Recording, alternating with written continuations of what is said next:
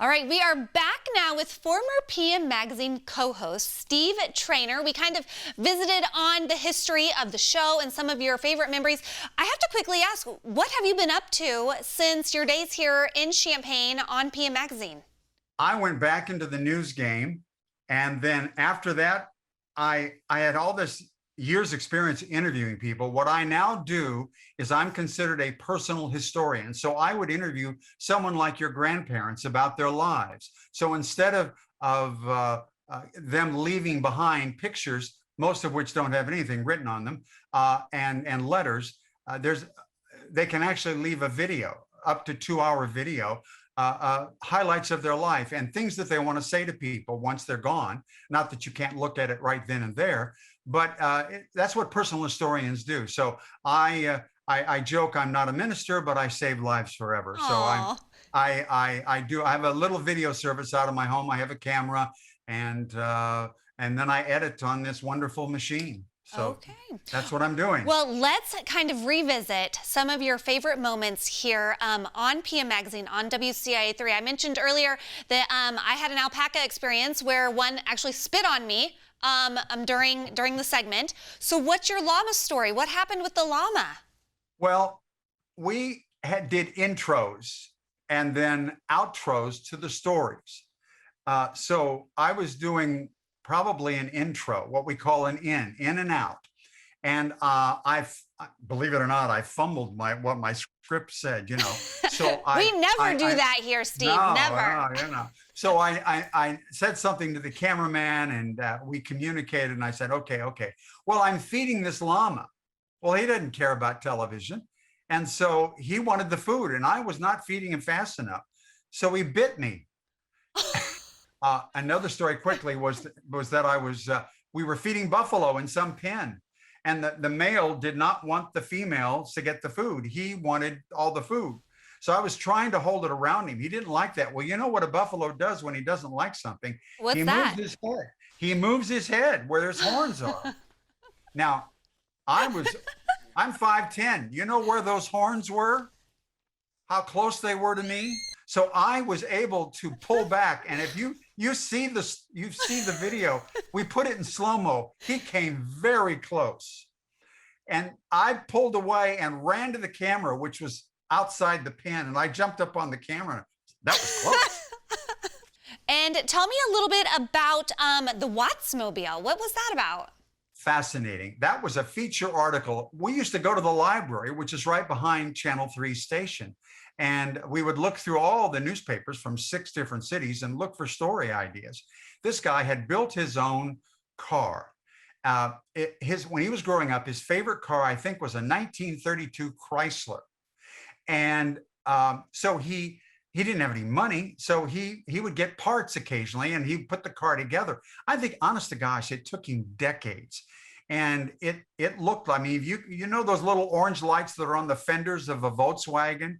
He had that on the fenders, and he had a Datsun dashboard, and it was crazy. And two things of tremendous interest, I think, is that we found a Johnny Cash song about an auto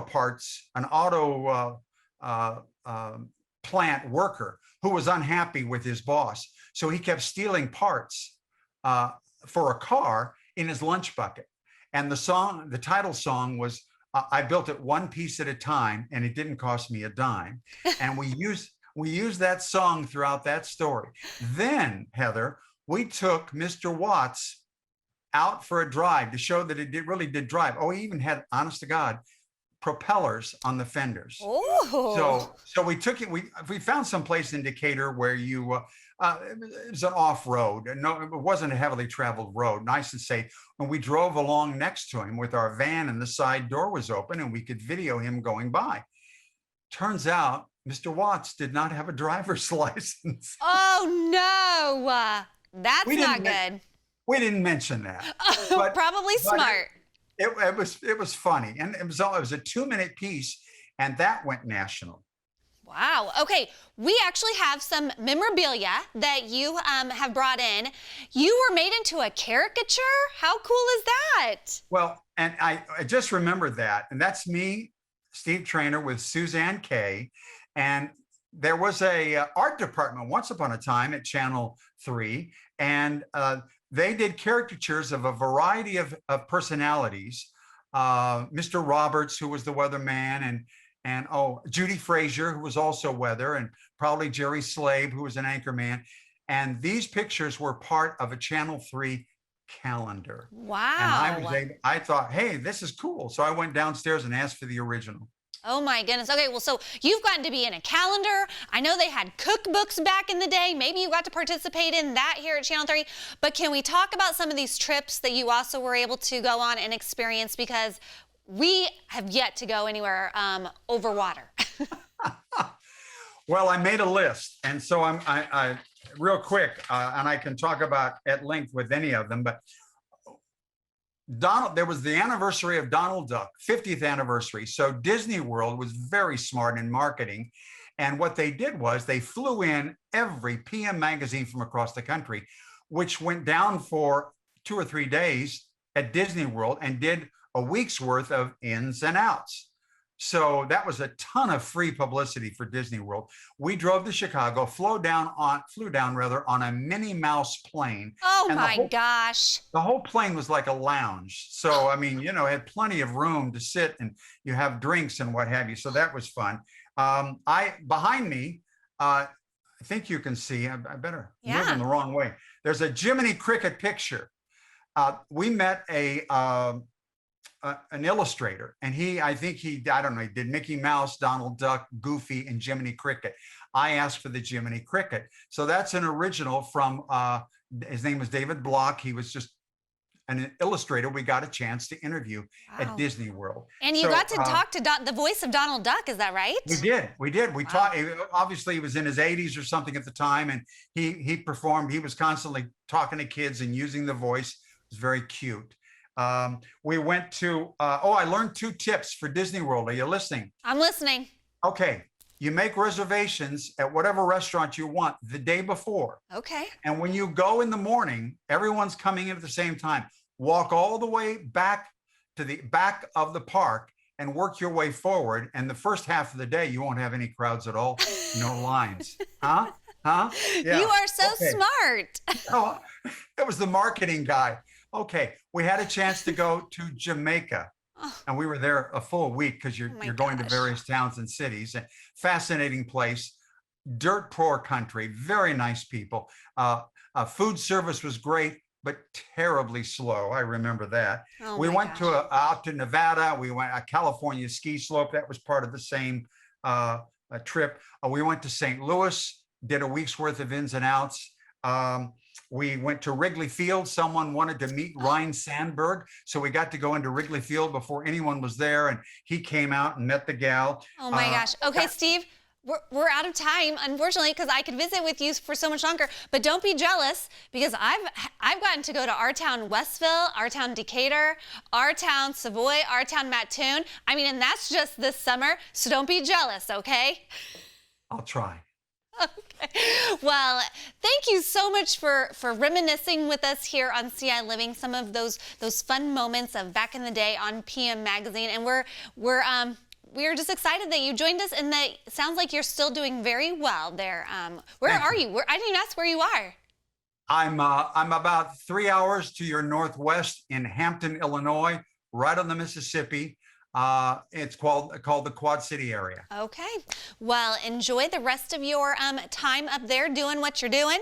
And don't be a stranger. Come back and say hi sometime. I might need a co-host. Who knows? A guest co-host, I should say. Thank you. You didn't do that just right the other day. That's right. I did too. This duck is known by millions around the world, and yet no one knows this little old man until he opens his mouth. Did you kiss me in the butt? He is 79-year-old Clarence Nash, affectionately known as Ducky, the voice of Donald Duck from the very beginning. He started out performing animal and bird imitations for a milk company because such promotions appealed to the big milk drinkers, kids. People kept telling him he should meet Walt Disney, the creator of Mickey Mouse. So he finally stopped by one day and performed an audition in the lobby. While I was doing this director reached over on his desk, pushed on something, and that sound went up in Walt's office. Walt was down right now. And later on, I quacked like a duck, and Walt turned to this director, Wilfred Jackson was his name. That's our talking duck. Clarence states that Donald is the embodiment of every man. He shows his pleasure, his anger, and he likes to sing. You know, Donald seems to get mad quite easily. Why is that? Well, because everybody's doing some terrible things to me. Terrible things, huh? Yeah, makes me mad.